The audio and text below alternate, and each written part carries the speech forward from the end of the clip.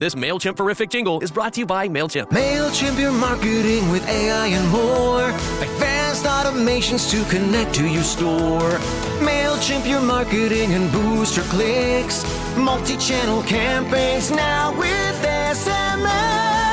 That's lit. MailChimp your marketing today with the #1 AI-powered email marketing and automation platform, Intuit MailChimp. #1 based on publicly available data on competitors' customers. Plans vary. SMS available as add-on. Visit MailChimp.com.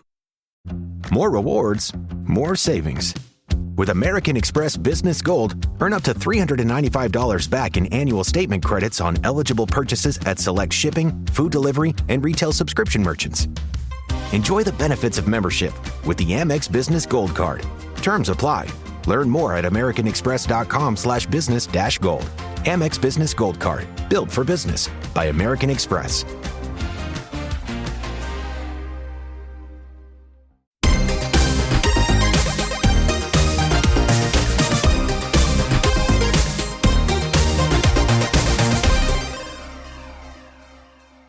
Hello, fellow gamers, and welcome to the Video Gamers Podcast. On this week's indie episode, we're discussing quite possibly the best indie Souls-like in existence, Lies of P, and discussing the announcement of its first DLC ever.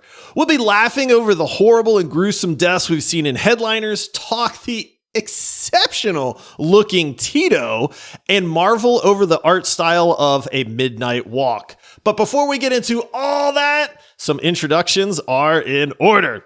I am your host, Josh, and joining me, he's currently trying to sneak past a giant oak tree and being told, no, it's Ryan. That tree was actually pretty sweet. I definitely went past him or back up to him and had him kick me away just a few times, and he kept throwing me up higher and higher in the air, and I was floating back. It was a good time. Good demo. Yeah, we'll be talking about the Teeto demo, and you make sure you pay attention to that because there's something special coming there. And joining us, he's the indie master extraordinaire, the guy who just went back and played Lies of P for 8 hours, so he'd be ready to talk about the DLC announcement today. It's Ace. Hey, listen, man, I'm not a puppet. I'm a real boy, so I have to get that experience in. I'm a real boy. Oh, man. Hey, dude, Lies of P, I said it in the intro, quite possibly the best indie Souls-like game in existence, and we got the announcement of the DLC for it. So we'll get to that in just a second. First of all, welcome in, everybody. Thank you for joining us. It is awesome to have you here. We love doing these indie episodes. We've actually gotten some traction on these already, dude. Like, there's indie devs that have been reaching out to us on social media, and they're like, dude, thank you guys for like dedicating this episode to it. It's so hard to get exposure as an indie dev. It's hard to kind of get people to notice your games and things like that. And our stance has always been, we absolutely love indie developers. We love the passion that they have. We love the fact that they're so involved in the gaming community. They often solicit feedback and say, hey, how can we make this game better? And so this is really just one of the ways that we like to say thank you for that passion to indie devs, and hopefully put some awesome looking indie games on people's radars as well. And we've got a few today, boys. Boy. Yes, we do. Let's just start off with Lies of P, because Ace is grinning already, man. We're going big, right? We're going right into it. Give it to me. Now, Ace, you played Lies of P before I ever even got a chance to dive into it. Mm-hmm. I remember we covered it many, many times on this podcast leading up to its release. We kind of had this up and down bit of a roller coaster with it, where we kind of went, this looks like it could be like the best game ever. And then we kind of went, not real sure. And then the game came out. You played it first. You loved it. I played it after that. I loved it. Ryan, still put off by the whole Souls-like thing. Not to call you out, but no, I love Souls games. Yeah. Yeah. Are you sure you want to make that thing any bigger? I know, that's what I was gonna say. I don't have to be Pinocchio for my nose to get big. It's there, man. Oh man. So yeah, Lies of P. We got the announcement for the DLC Overture. What do you guys think about this, man?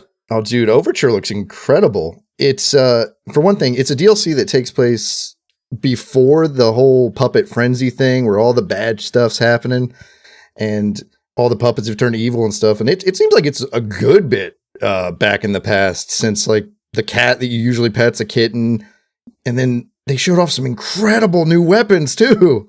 There's like Wolverine claws. I was just gonna say, give me the Wolverine claws, dude. There's man. That was the number one weapon. And there was a sword that was also a gun. Like, come on. Yeah.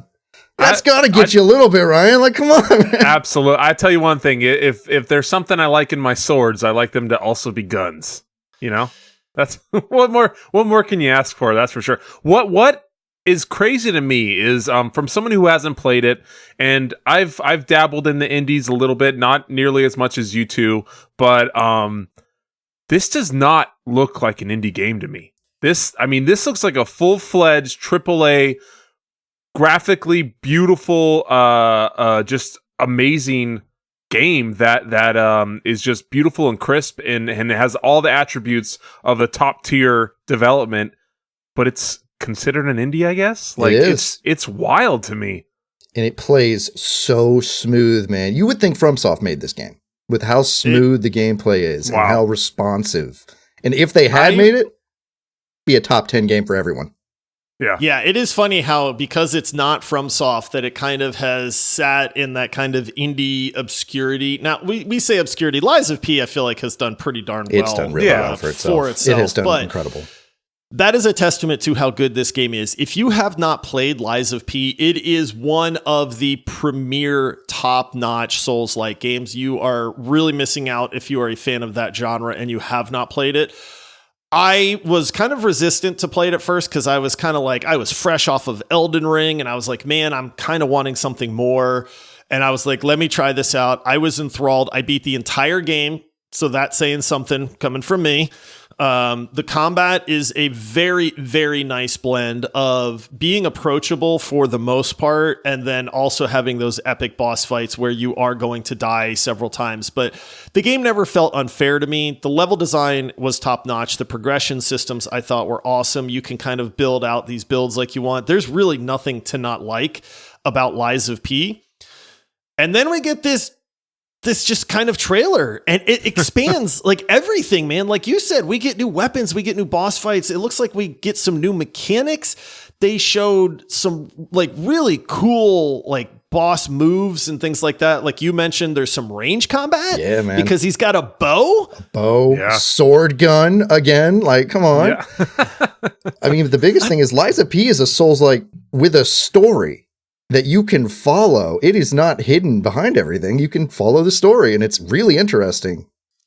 That's what's cool to me, is that I'm very story driven in games, and I want to feel like I'm in that world. I want to be engaged, and maybe that's something that would draw me in a little bit more into a Souls game instead of just kind of rolling around and killing stuff, you know, which is also super fun and awesome. I'm sure it's great, just not for me. But maybe this is one that, with this little kind of new spice to it, I'll get sucked in and want to check it out. But I real quick Google search, as of March of last year, 2024, they had over 7 million copies sold, I believe. That's very successful. Yeah, I'd say so. Yeah, so I'm looking. I don't know what the exact numbers are going to be, but man, that's pretty dang good for an indie game. Yeah, Lies of P, just really, really solid all around. I mean, I can't recommend that game enough to people that haven't played it. You know, again, the story is really good. It's just neat, man. They really kind of draw you into that world. This, I don't know, what is it, like French Renaissance type thing? I mean, it very much reminded me of Steel Rising. As far as that goes, like it's almost the same setting there, but Lies of P is just so far beyond like what Steel Rising was. And I actually oddly really enjoyed Steel Rising myself. So So yeah, I will absolutely be playing that. I don't know if I'm going to do like you did, Ace, and just replay all of Lies of P just to be ready for it. But I will absolutely be picking up this DLC on this one. 8 hours well spent. Right? Yeah. Look at you. You're all primed up and ready. But speaking of playing games, I think we all got in on a little demo recently. Oh, we did. Did you guys hop into one? I think it was by the name of Teeto. Oh, Teeto.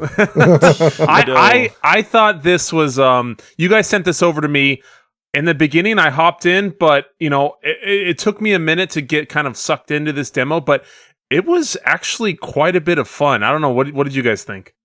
I thought it was fantastic. And Josh, you and I played this demo before, once before, and this new version came out, and it's so incredible. The difference is night and day from what we played. Like, if you told me this was the same game, wouldn't believe it.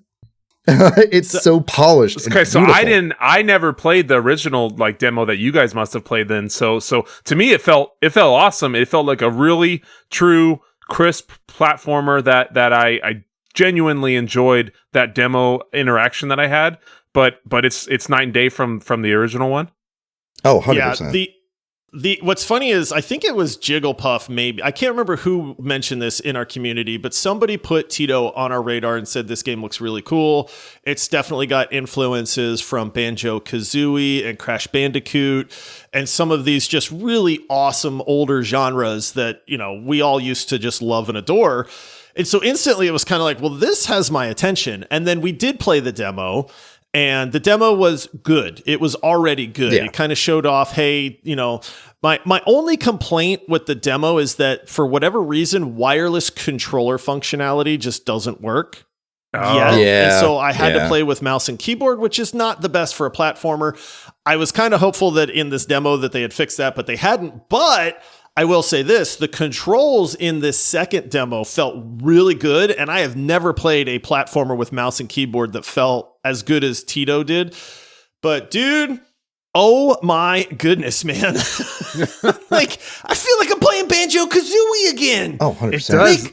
The jumps and the way you can kind of use the different abilities throughout the world. I love it. For people who haven't played it, you get to hop in and you can absorb these things around you, and then you get certain abilities or traits based on those. Fire, water, trash bag makes you bouncy, and then like cardboard. Yeah, and a cardboard or like a bush, you can start sneaking around because of the grass. Like, there's a lot of cool things to it. I loved personally just my Teeto because I could use the avatar with the Jordan Bulls jersey. That's the one I used. I don't know what you guys used. I was the dinosaur. I felt pretty cool with that one. I don't know. That's so funny. I went base Teeto. I thought he was cute just the way he was. Base Teeto, huh? Yeah. Got to get a little flair to him, man. Yeah. Listen, we cannot stress enough. We see a lot of indie games. Legitimately, we see a lot of indie games. We have people reach out to us on stuff. Teeto is going to be something special. I don't say this lightly. Like, I feel like I've played, if you've played, 5 different 3D platformers, you've played them all, kind of thing. But I don't know that I have felt this kind of like childlike excitement for a 3D platformer in a while. It is night and day from the first demo. I love the advancements that they made with this. The movement feels good. The stage design is really good. One of my favorite things is in-game variety. And Ace, you and I were talking about this before we started recording, but like there's one point in this forest level that you're on where if you kind of explore, you get rewarded for it. You find this little corner of the map, and then all of a sudden it goes dodge the acorns and survive. Oh, and it goes into this, that was right? so crazy. Right? You guys all found it? And all of a sudden, I'm running for my life. There are just, dozens of acorns falling from the sky. You're running around like a madman trying not to get squashed. I got hit by one and it kind of stunned me for a second, and I started panicking, and I was like, no. And I'm running all over the place. At the end of the demo, it's very much a Crash Bandicoot scene where you are running into the direction of your screen. It's super fast paced. There was chaos everywhere. The devs for this game are awesome. It is a small family from New Zealand, and it is literally their family project. Like, that's it. You can tell by the voiceover in the game that it's like just their family. But also, how awesome is that New Zealand accent? Oh, dude, it's so good.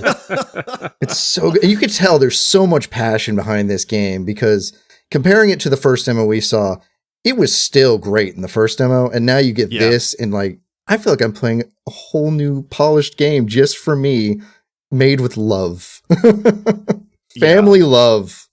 It was almost the acorns falling was almost reminiscent of like Mario Party. That's what I was one thinking. Of those kind of party games 100%. for sure. Yeah, that's what I was you thinking. could see the shadow getting bigger, and you're like, oh no, and you got to jump around.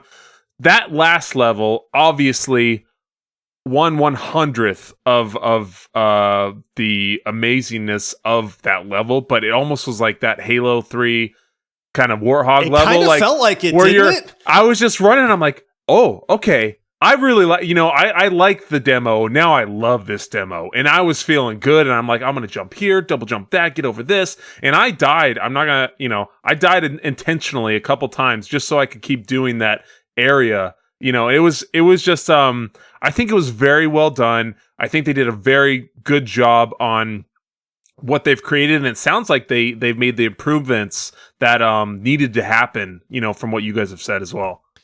I love that we got a glimpse of the variety of gameplay that we're going to get. Yeah. Honestly, between the level designs, the different kind of mechanics in the game that they showcase, the different levels, like I said, we talked about the Crash Bandicoot ending for the demo.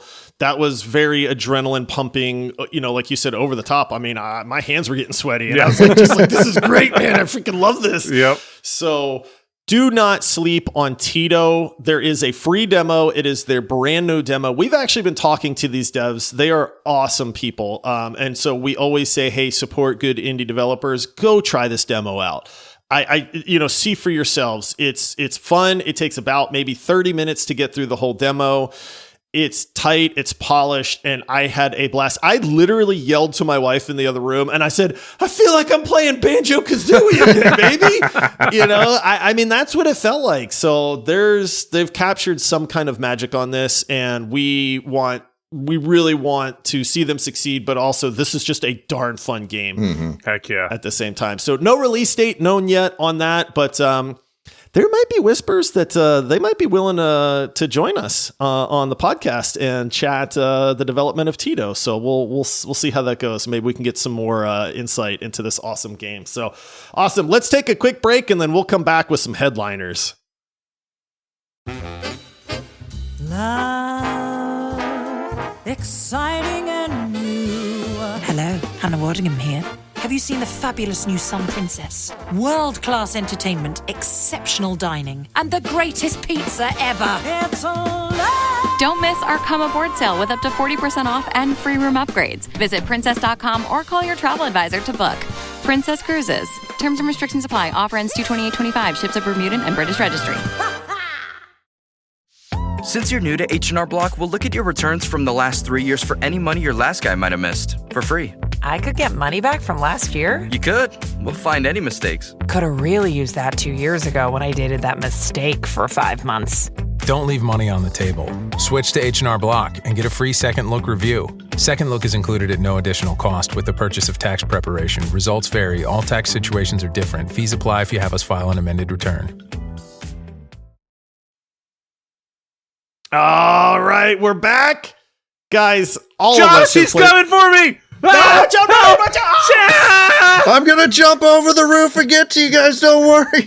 There goes Ace. Splat. Don't try the roof Splat. jump. Don't do it. There's no. Hey, I've never I'm made one it. for one. I'm batting 1,000 on the roof jump, man. I am 1 for 1.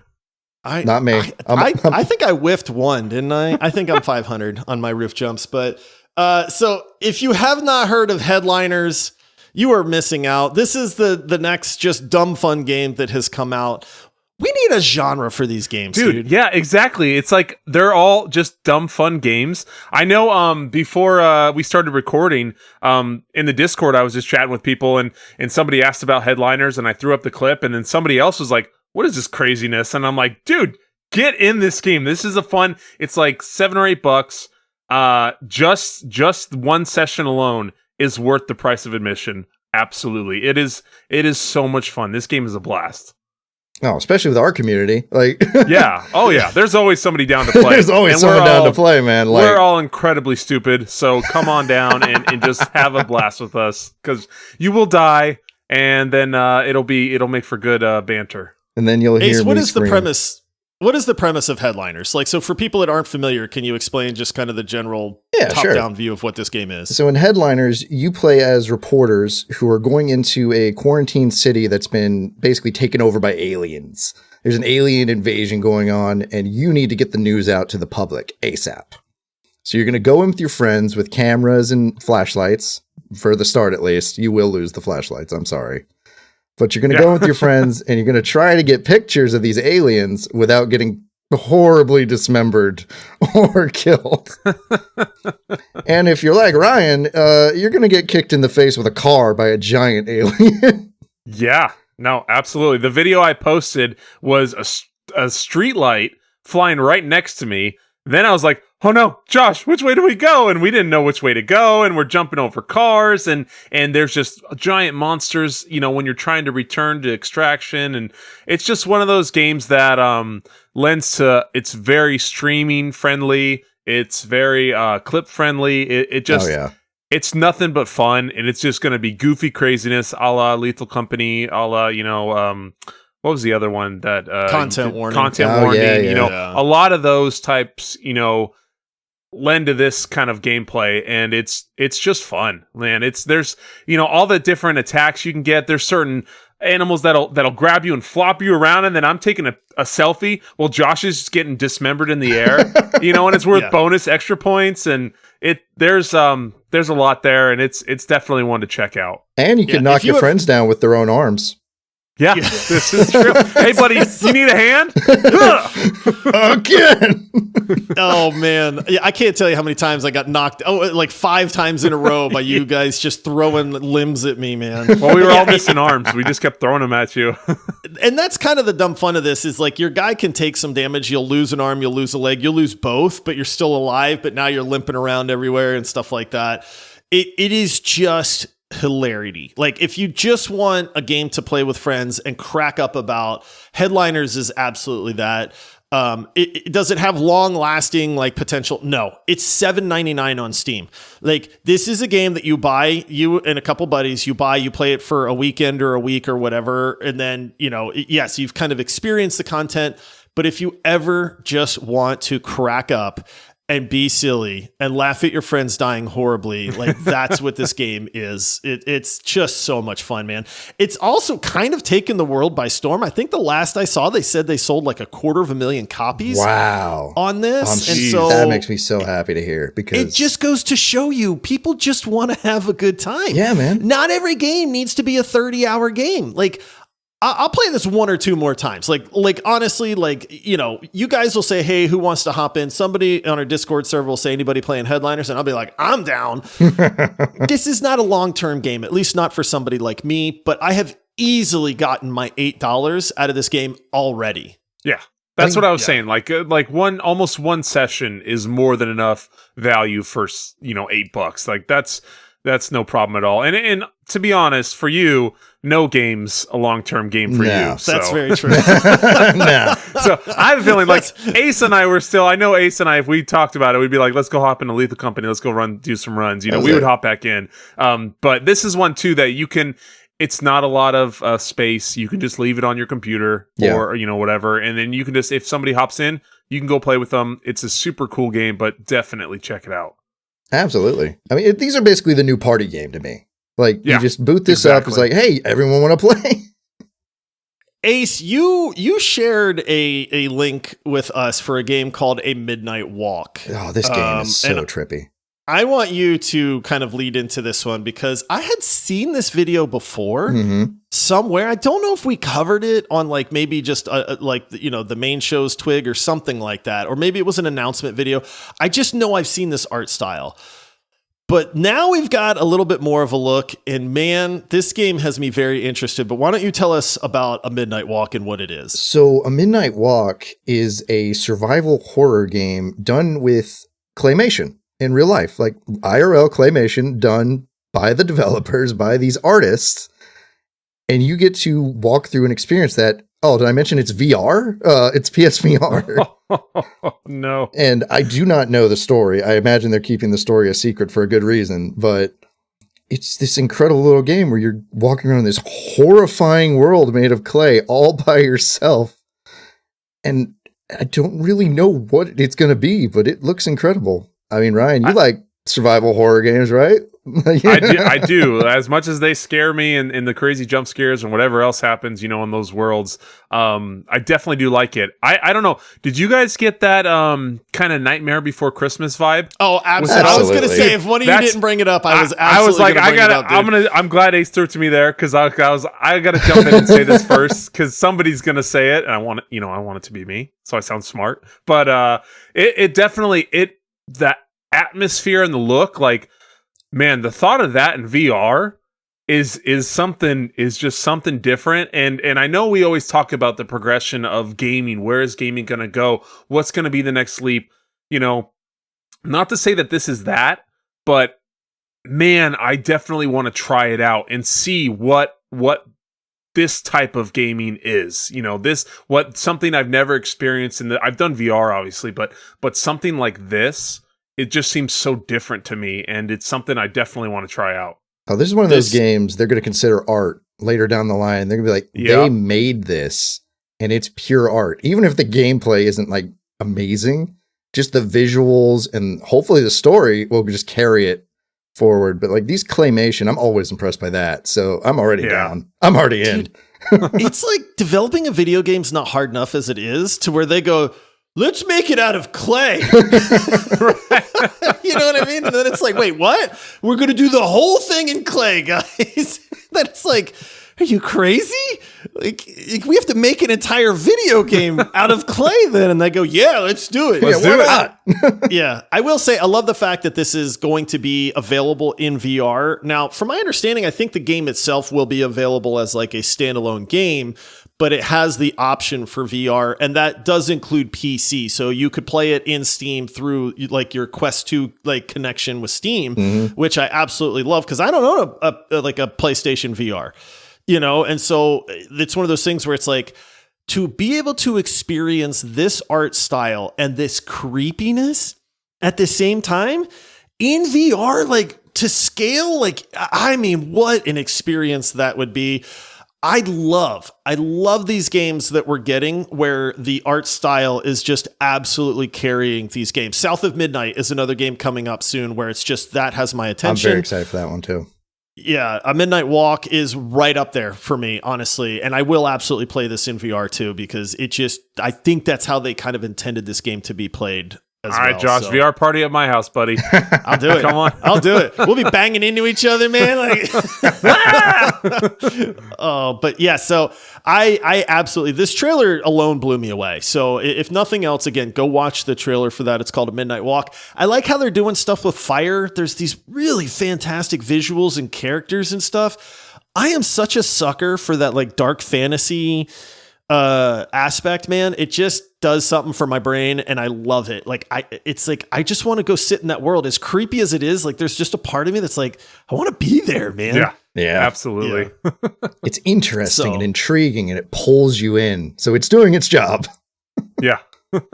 Yeah, I like I said, I'm very excited for that one. That one is slated to come out in May as well, so not too far away either. Oh yeah, and that's close. And like I said, if you have a Quest 2, which I think is the majority of people, you will be able to play this in VR because again, the game is available through Steam, and it's super easy to link your Quest up with Steam at that point too. So I love the fact that they're putting that out there, not just as a PSVR 2 exclusive.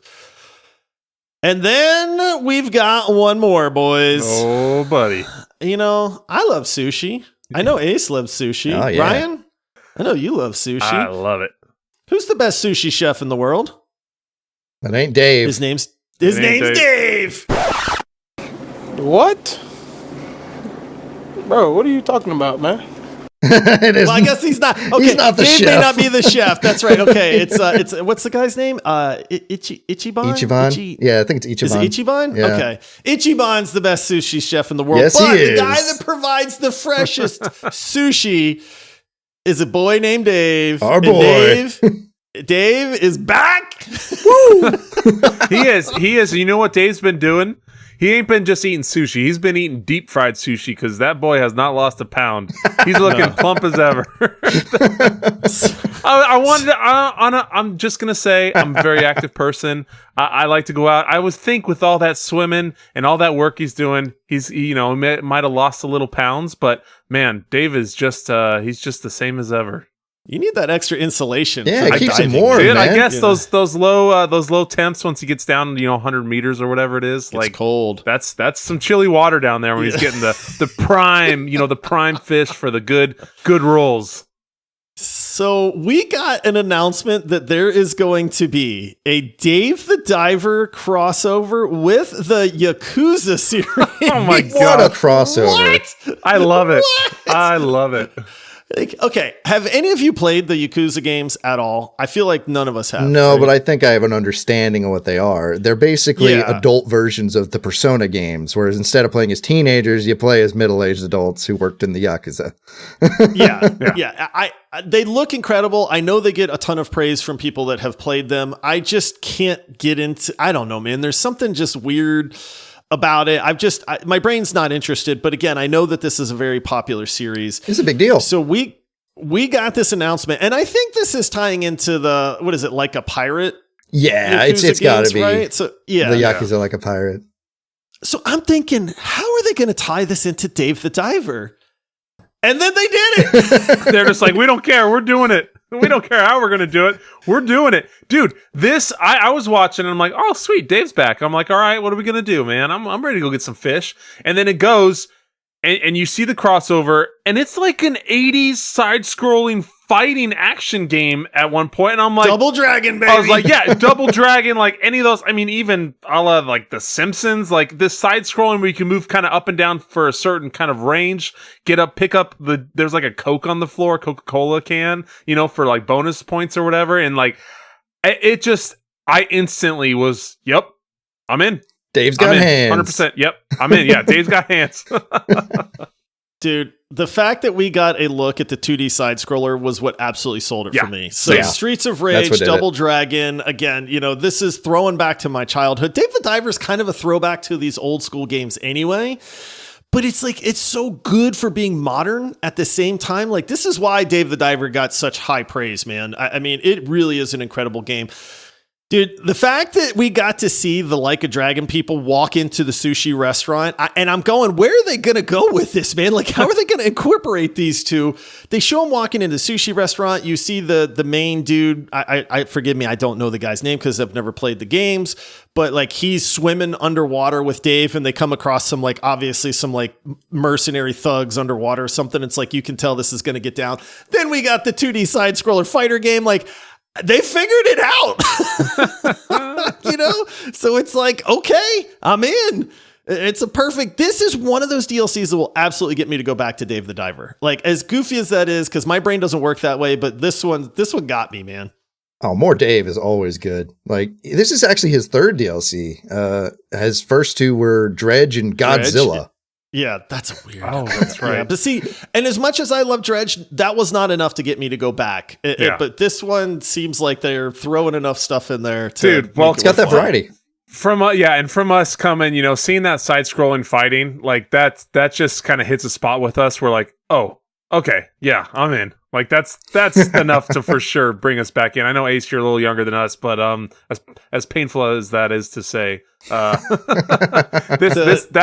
part hit with us probably a little different than it did with you. The nostalgia hit is real, and it's like kudos to you for playing on that because you got me. Yeah. So awesome. Well, listen, that does it for this episode. I mean. Go check out the Teeto demo. We cannot encourage you enough to do this. You know, one of our favorite things is to put good games in front of you guys. Check out the Teeto demo. Let us know what you think. I mean, maybe we're off base, but I don't think that we are. But we would absolutely love to hear from people on what they think about that as well.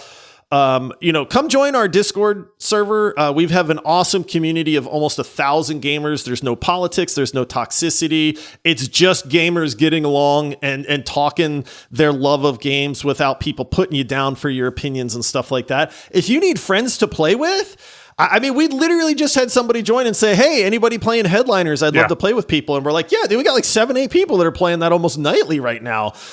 So if you need friends to just play games with, we invite you as well. The only thing we ask is that you be awesome just like everybody else. And it really is just the best gaming community on the planet. That is it for this episode. Until next time, happy gaming. Peace out. See ya.